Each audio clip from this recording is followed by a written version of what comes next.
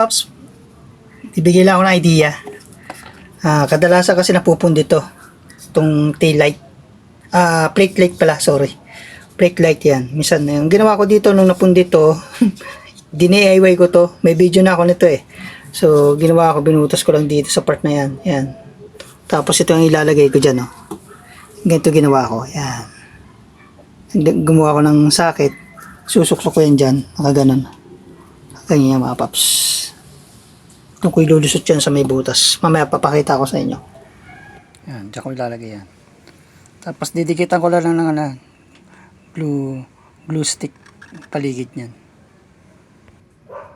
Ayun mga paps, nakabit ko na, no. Nilagyan ko lang ng glue stick para hindi matanggal yung sakit.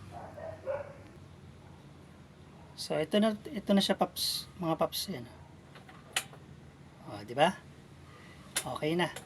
Okay na yung DIY natin. Pangalawang beses ko na tong DIY. Kasi napundi na, kasi sa takalan na rin kasi napundi na rin yung LED na nilagay ko.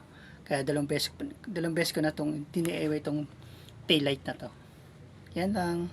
Yan lang mga paps para magkaroon lang kayo ng idea.